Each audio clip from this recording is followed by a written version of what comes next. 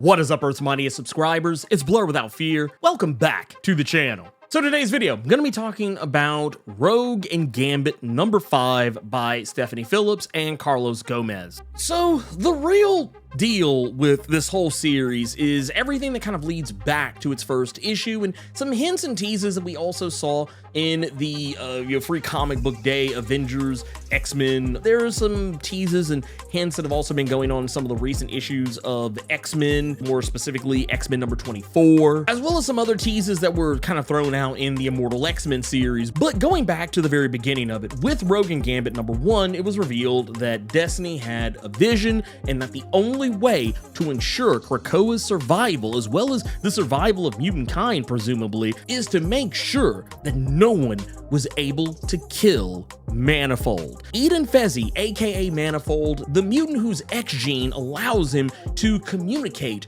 with space and the universe as a whole, and while technically it allows him to teleport things, it's kind of a misleading thing to say that he's a teleporter, because he's not. But for argument's sake, we're gonna call him a teleporter because it's just easier than going through that rigmarole every time. The reasoning behind why Manifold is important is never really ever stated, but if we go back over to the X-Men side of things, some of the more recent issues of X-Men like X-Men number 23 and 22, we know that Dr. Stasis has infected Magic, who just so happens to be someone who could create portals to pretty much anywhere she desires. And we know that her portals are acting a little funny right now, and those nanomachines, it's largely believed, are capable of turning off a mutant's powers. At least that's the theory I've been going with. And I say that because very recently, Moira McTaggart has revealed that Manifold is also the key to all of this. And the one thing that Magic and Manifold have in common is that they are able to teleport, and Manifold, even more so than Magic, is able to create massive portals to anywhere in the universe, and he can do it without error. The only other person that could technically do what he can do is Magic, and he can do it on an even grander scale. With that said, Moira is the only other person other than Destiny who has mentioned anything about Manifold being the key to everything, so it has to be his ability to teleport. And we learned over the course of the last few issues that Manifold had been targeted by a mysterious person who was taking up all of these different villains across the Marvel Comics universe and bringing them under his thrall using these special microchips implanted in their necks. Microchips, mind you, that when destroyed can kill the person who that microchip is connected to, something we learned over the course of the previous issues of Rogue and Gambit when Rogue tried to destroy the microchip that was implanted in Vanisher, and it ultimately killed him. We would later learn that the person who is behind all this is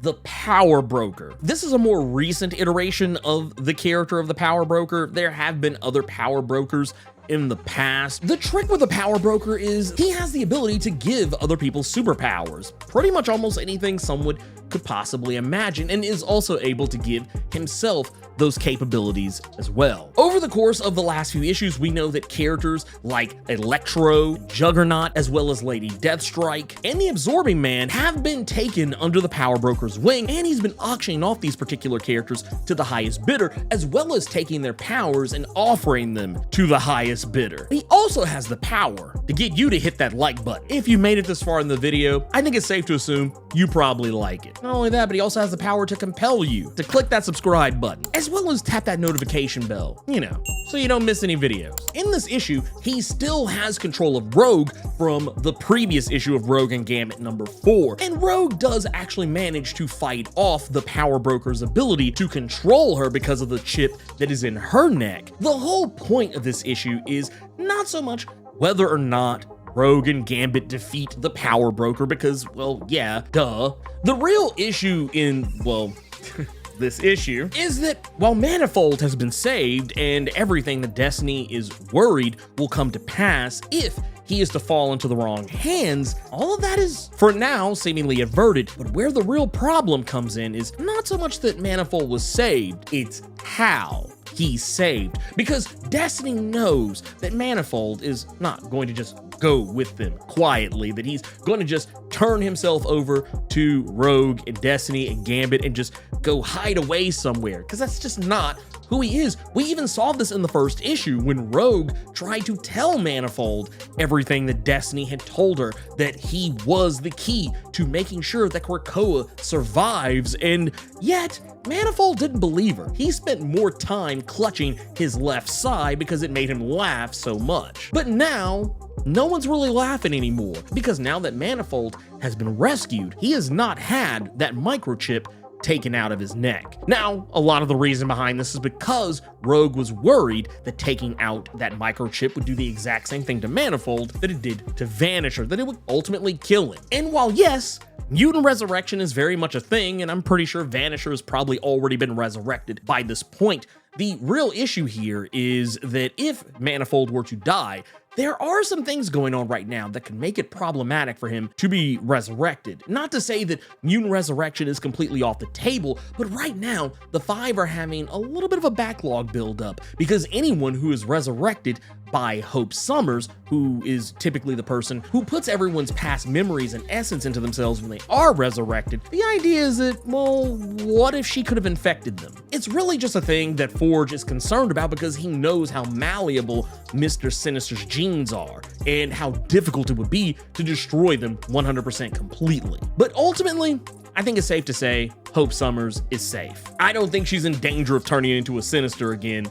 anytime soon. So that is also an issue as to why Manifold's probably not going to be resurrected if he's killed, at least not right away. No matter how much Destiny tries to get the Quiet Council to push through his resurrection, and that would be difficult for her to do as well, because as we know from the recent issue of Immortal X-Men number 12, Destiny was killed by Mystique, and it is believed that if she is resurrected, which she was resurrected by this particular point that we're looking at right now in Rogue and Gambit number 5, it would in fact mean that she could potentially become a Quotey Fingers Sinister as well, and for that reason, she no longer has any vote on the Quiet Council. But what they're doing with Manifold is that because that microchip is still in Manifold's neck, it means he has no agency. It means he has no control if Rogue, who has the remote control that controls those microchips that came from the power broker, she is able to put Manifold in a sort of dormant, docile state and is placing him inside of a containment tube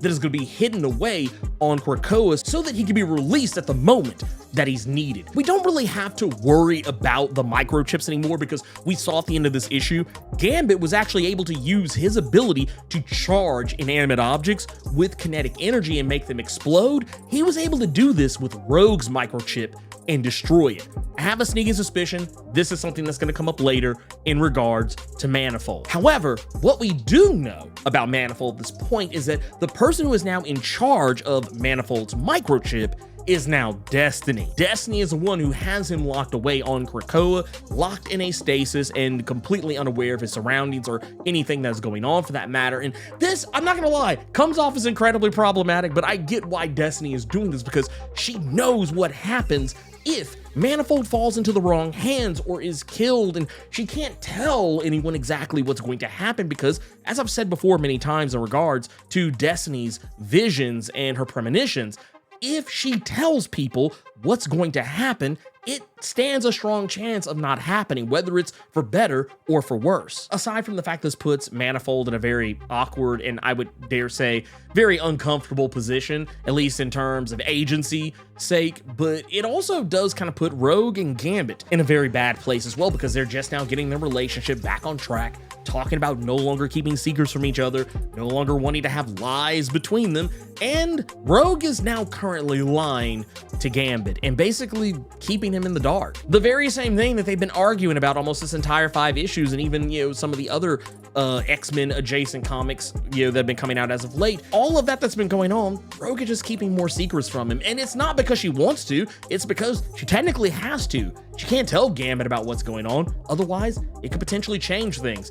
However, the whole idea of where that remote is does come up at the end of this issue when Gambit mentions that he had it on his person when last they dealt with a power broker, but obviously we saw Rogue have it at the end of the issue and hand it over to Destiny. But Gambit doesn't know where it went. He doesn't know that Rogue took it from him, that she pickpocketed off of him before she met up with Destiny. So that's yet another wrinkle that's going on in all this. But at the end of the day, I'm more worried about what's going on with Manifold. Personally, I'm hoping that Destiny is able to use that remote to get Manifold out of his stasis and hopefully use his powers to save Krakoa before it can ultimately be destroyed at the Hellfire Gala, though I don't know if Destiny's gonna even be lucky enough to pull it off. We know from early solicits and previews of the Hellfire Gala 2023 one-shot that Dr. Stasis and Omega Sentinel, as well as Nimrod, are gonna be crashing the gala this year, and it's gonna be bad news for everyone. But anyways, if you enjoyed this video, do the YouTube thing. Like, share, comment, subscribe, and make sure you tap that notification bell so that way you don't miss out on any of the videos